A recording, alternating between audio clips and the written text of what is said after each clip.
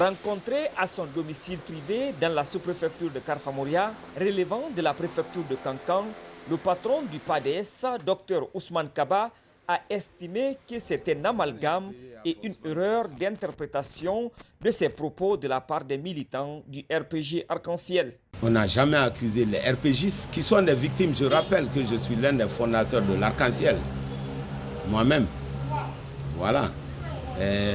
En plus, je n'ai jamais accusé qui que ce soit. C'est à la justice de déterminer qui est coupable, qui ne l'est pas.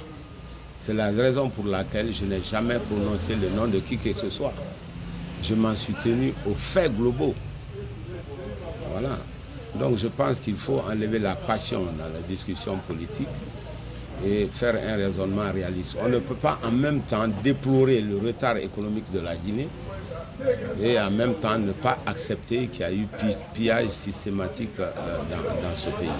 Poursuivant, le natif de Karfamoria a mis un accent particulier sur les 11 ans de gestion de l'ancien propriétaire du navire jaune sur le réseau routier du pays. En 2015-2016, 185 millions d'euros, soit 18 500 milliards de francs guinéens, ont été déboursés par la Banque centrale de Guinée en faveur d'une entreprise Ebomaf du Burkina pour la réalisation, le bitumage de la voie Kissidou-Kankan.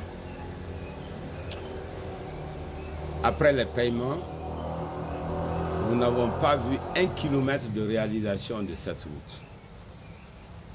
C'est à vous de me dire s'il s'agit d'un vol ou pas. Je rappelle qu'en 11 ans de pouvoir, le professeur Alpha Condé n'a pas pu bitumer 100 kilomètres d'un seul trait sur toute l'étendue du territoire national. Que les militaires qui sont venus il y a moins de 2 ans ont bitumé Conakry jusqu'à Mamou sur près de 300 km en moins de 2 ans.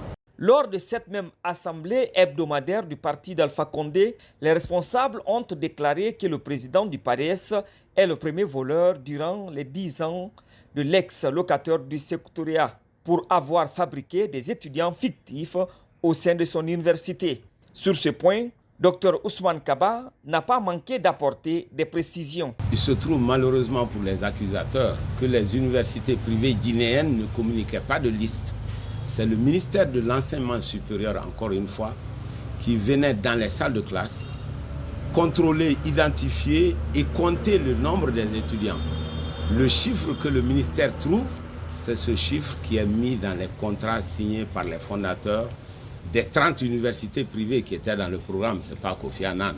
Je ne sais pas pourquoi on parle tout le temps de Kofi. Le président du PADES a rappelé qu'après toutes les investigations du régime d'Alpha Condé et de la CRIEF sur ce dossier des étudiants fictifs, il a été avéré que les accusations sont sans fondement.